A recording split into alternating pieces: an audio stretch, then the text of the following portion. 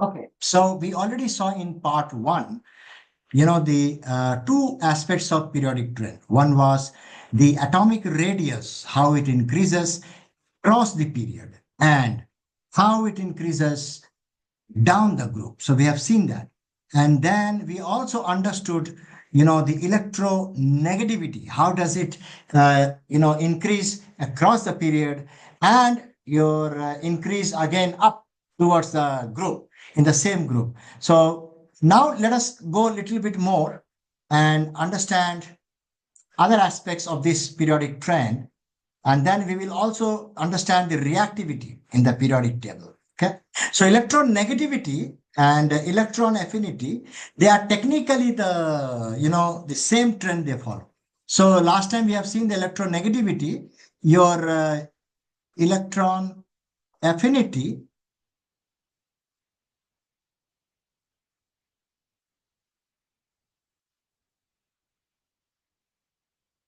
electron affinity also follows same trend, okay, as electronegativity. Electronegativity. Right. Now let us see a little bit more about reactivity. So we'll go down and then we will again compare and understand. Yeah. So yeah, you can see here. So it follows the same trend, just like your electronegativity only, affinity also. So now coming to the reactivity aspect, reactivity series. So how does it actually, act again across the period? How does it act across the period? And how does it act, down the group, down the group? So we will understand these two aspects. So we are going to use a similar example so that you can still connect very well, once you take the same example. So let us understand with the, here, we can do here.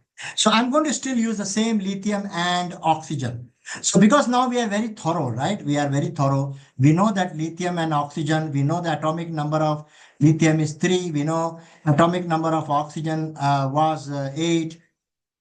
Yeah. And then we know we wrote this as 2,1 as the configuration. We wrote this as 2,6 as configuration. Then we knew one more thing, that comparing lithium and oxygen, lithium had a greater radius, had greater atomic radius. Yeah.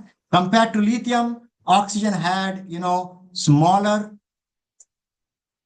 smaller atomic radius. Yeah. Can you recall that? We did in the first part.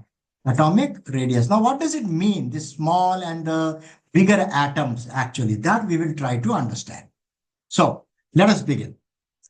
Now, lithium has a greater atomic radius, which means that if it is greater atomic radius, then valence electrons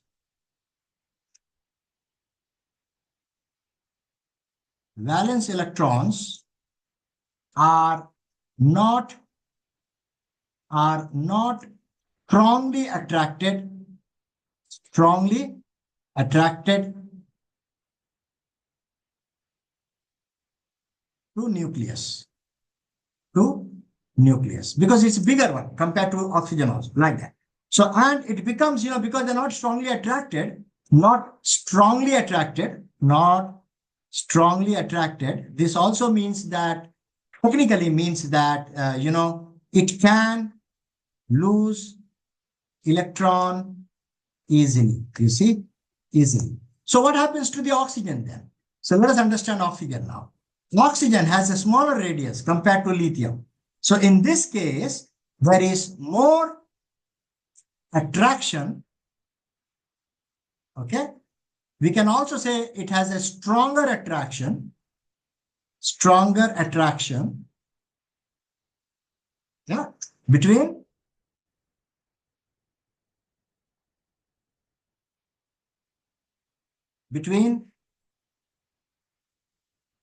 valence electron. The pen is giving some problem here. Yeah. Between valence electron and nucleus. Yeah.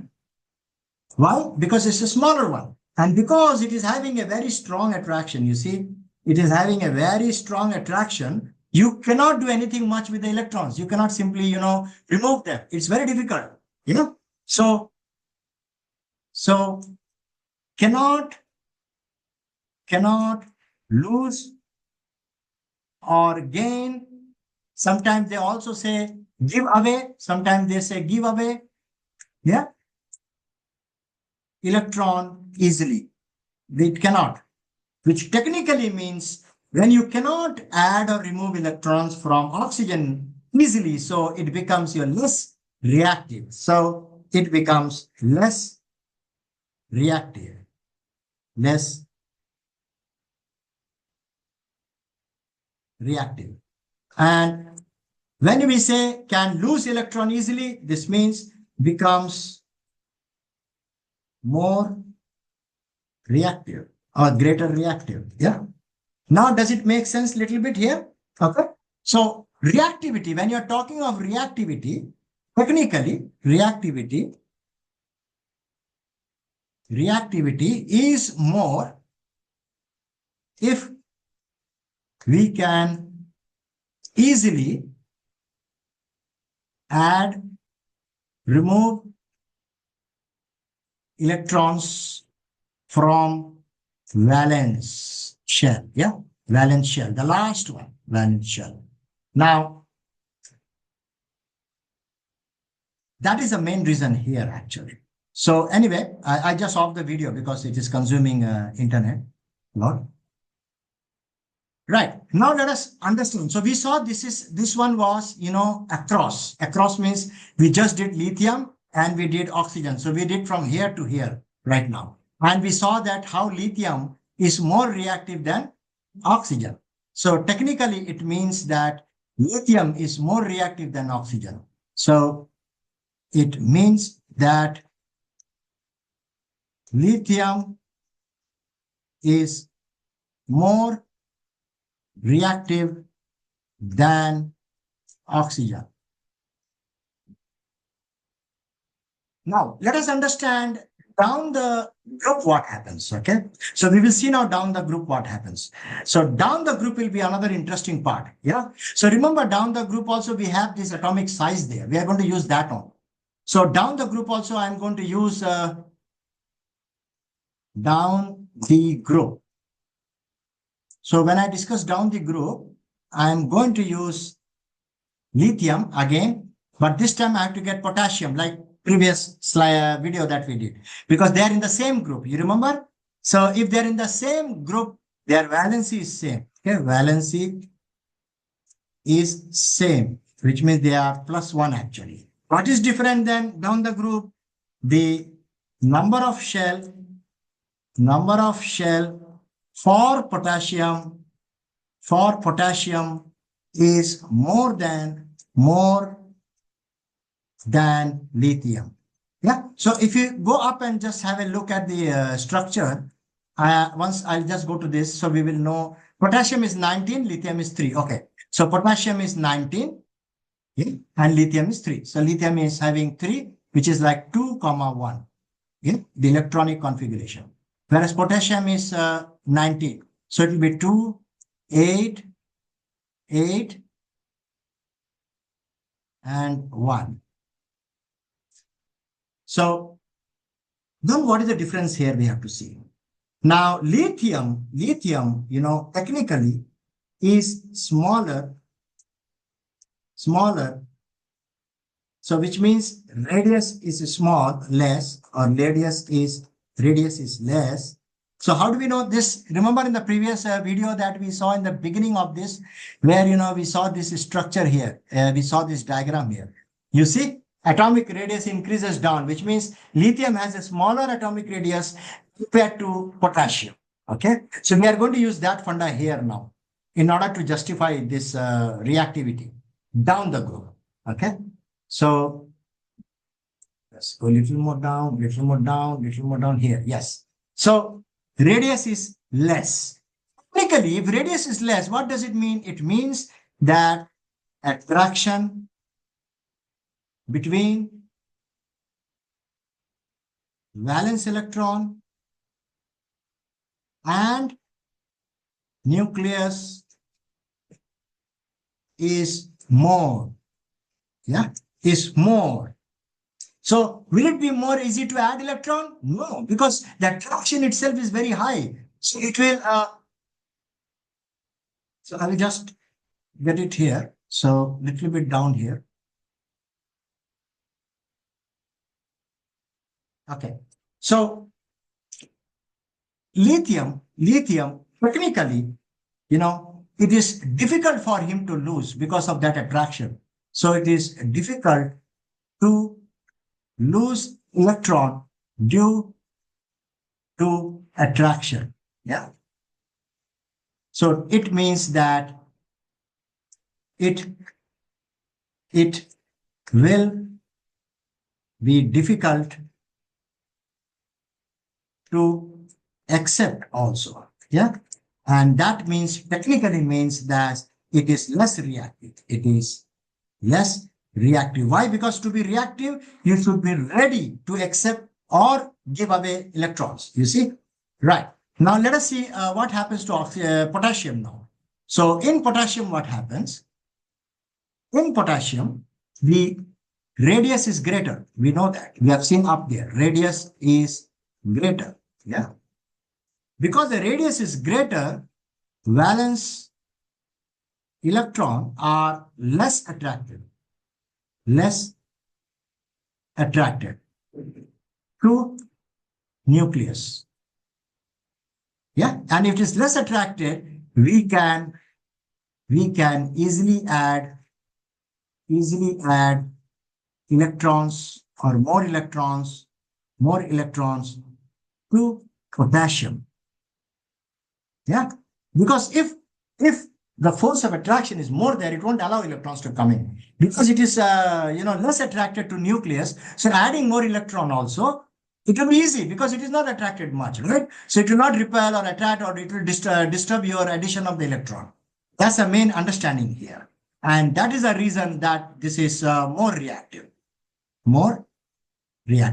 So you have to analyze across the period and down the group differently. That's a main thing here. You should not confuse between both. So no, we analyze across the period